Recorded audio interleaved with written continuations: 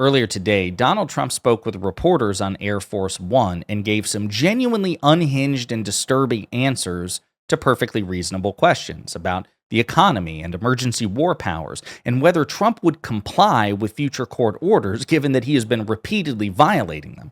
But before we unpack all that, if you end up liking this video and you want to support the channel, please be sure to hit the like, subscribe, and alert bells before you go. All right, friends, we have several clips to play. Again, Donald Trump at maximal unhinged, even though he's not frothing at the mouth. The substance of his answers are incredibly dishonest or authoritarian. We're going to start with this question about the economy. You talked about the hangover from the Biden economy. Is this your economy now? Certain things are. Certainly tariffs are, which we've already taken in billions of dollars. You know, we've taken in already billions of dollars, and we haven't even really started the program other than certain areas, certain pinpointed areas, as you know. Many billions of dollars have already come into our country. And the big money is coming in on April 2nd, from April 2nd. But I will tell you what is smart. When I took it over, eggs were through the roof, and now eggs are down 35% over a short period of time. And other things, fuel, gasoline, energy is down, way down. Oil is down to $65 a barrel. It was $82 a barrel. And when energy comes down, pricing is going to come down. Prices for groceries, etc., are going to come down. So notice his answer. Is this your economy? Well, the good parts are. The parts that I think are good are. Some of it is. I mean, what a transparently... like, the thing about Trump, and you do have to laugh at it almost, is he's just so shamelessly dishonest and partisan in ways that not only have we simply never seen from a comparable politician, but in ways that simply no other politician will get away with. Imagine if President Biden was asked on Air Force One in March of 2021, hey, is this economy? Because remember, the economy was still struggling with the aftermath of Donald Trump's mismanagement of the COVID epidemic and the economic fallout. Imagine if Biden had said, yeah, the good parts of the economy are mine, or because of me. Things that I like and that I think I'm doing well, that's actually because of me, and all the shit that sucks that you hate, it's actually because of Donald Trump. How would Fox News have reacted? How would elected Republicans have reacted? But he's just so, like, it's so reflexive, his shameless dishonesty in this. I'll also point out that, again, inflation is still higher than it was when President Biden left office. The price of eggs are still higher than they were when President Biden left office. Donald Trump can't actually point to things that he's done to lower gas and egg and grocery prices. He's just content to take credit for it if and when it happens.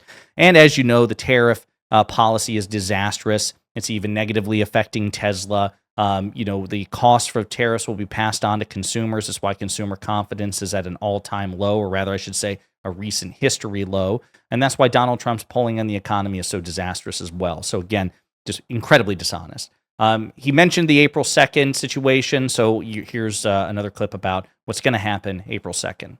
As markets and consumers continue reacting to tariffs, as markets and consumers react to tariffs, do you have any inclination to create exceptions or to ease up on any? About what? To create exceptions to the steel and aluminum tariffs. No, I have no intention of it, no. No. Is this your economy? April 2nd is a liberating day for our country. We're going to be getting back some of the wealth that very, very foolish presidents gave away because they had no clue what they were doing. And April 2nd, I would have made it April 1st, but you know what April 1st is, April Fool's Day. I figured, I don't like doing it, but I made it April 2nd. But it's a liberation day for our country because we're going to be getting back a lot of the wealth that we so foolishly gave up to other countries.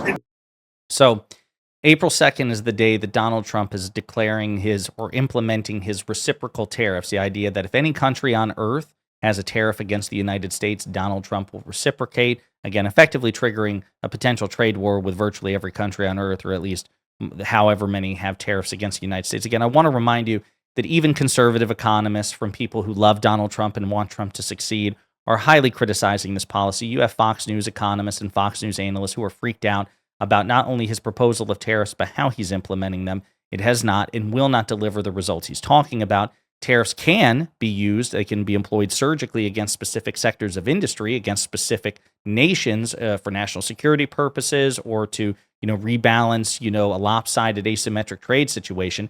But what Donald Trump is proposing is 25 to 50% tariffs on every imported good from our three biggest trading partners and potentially even the European Union. That's like using, let's just assume that there's a mosquito in your house. That's like using a nuke or a bazooka to try to deal with it, right? And that's granting the premise in the first place. As you know, Donald Trump was the one who negotiated the deal with Canada and Mexico back in 2020, and he was praising it as the greatest deal of all time. Now he's disowning it and hoping you don't remember that he was the one who inked the deal in the first place. Incredibly dishonest stuff.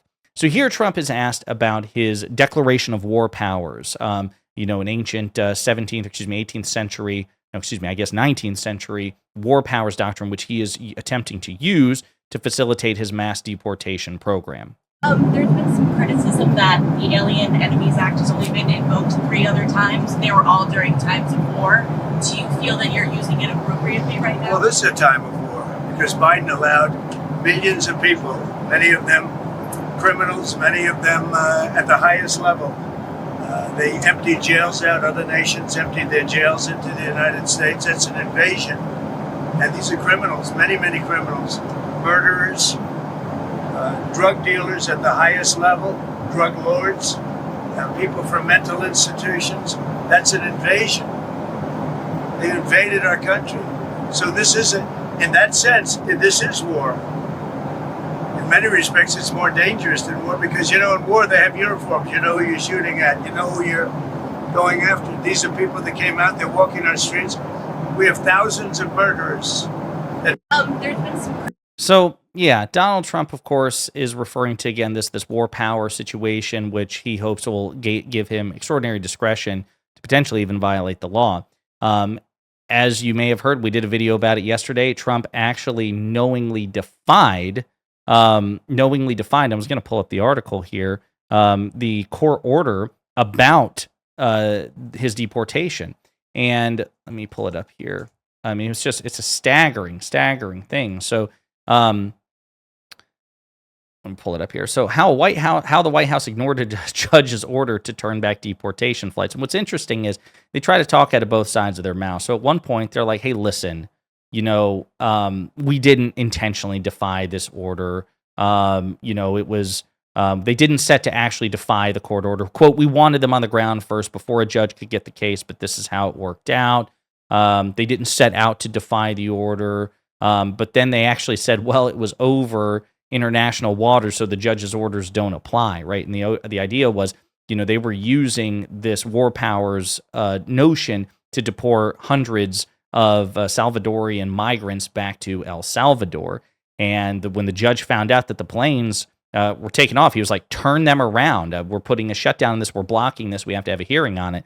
But they continued to El Salvador anyway. Then El Salvador's Trump-supporting president mocked the judge on social media. The Trump White House and Secretary of State Marco Rubio and key Trump allies retweeted, effectively endorsing that mockery, suggesting, yes, it was 100% willful. And then this article confirms it, that the rationale was, well, the planes were over international waters, so the judge's orders don't apply whatsoever. Incredibly dangerous stuff.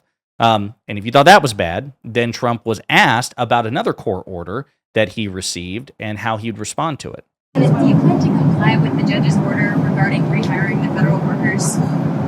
What are you talking about? The Clinton appointee judge that ruled that the federal government has to rehire the fired federal workers. Do you plan to comply Well, with I think it's absolute. I have nothing to do with that other than I heard about the decision. I think it's absolutely ridiculous.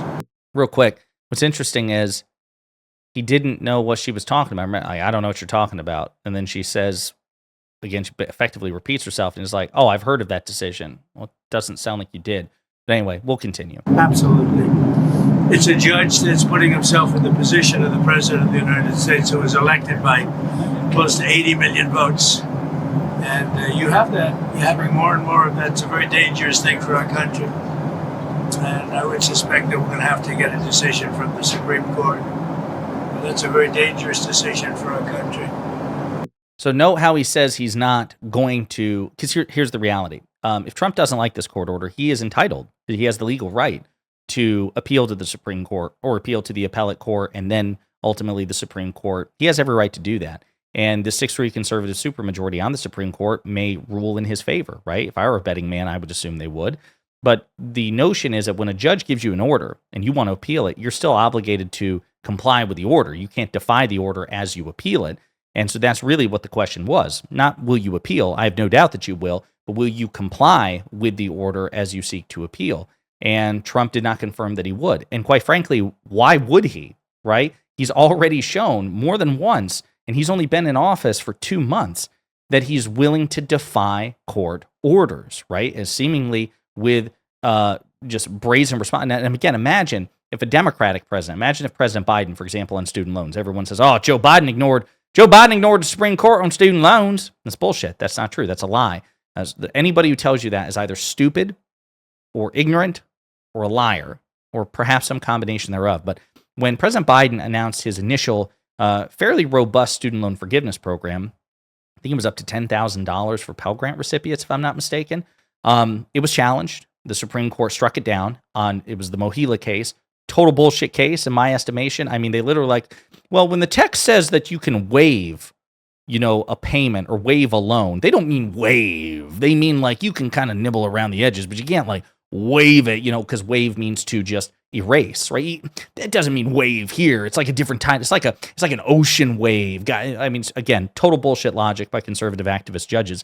But whatever. Biden complied with the court order. He did. He said, okay, then I can't use this particular statute for this particular program. You say I can't do it. Okay, well, I'm going to use it. I'm going to create a different program, a different student loan forgiveness program, much more targeted, much more convoluted, citing a different authority, a different statute, a different law. And people say that's ignoring the court. No. The Supreme Court said you can't do X to achieve Y. So Biden says I'll use A to achieve B. That's it. That's not defiance. That's Biden cleverly working around. And again, this is also now being challenged, right? It would have been defying the court if Biden said, no, I'm going to still use this authority to go along with my $10,000 Pell Grant student loan forgiveness program exactly how I intended. I'm just going to give you the finger because you can't do anything to stop me. That's what Trump is effectively doing. And he's done it more than once. Now with this, migration to El Salvador, the returning of migrants to El Salvador, also the temporary restraining order that was imposed on the Trump administration with respect to the federal funding freeze. And now he's being asked about 2 judges ordering Trump to rehire probationary workers for now as a consequence of all these probationary hiring purges. And he seems to be indicating that he has no intention of complying with it. And again, why would he? Because who's going to stop him? It's a really dangerous authoritarian situation that we find ourselves in, all because of Donald Trump's unwillingness to accept checks and balances. So pretty unhinged answers to perfectly reasonable questions. And again, we're only 2 months into a 4-year term, and that's assuming that he leaves office as the Constitution demands that he do in January of 2029. In the meantime, let me know what you think in the comments.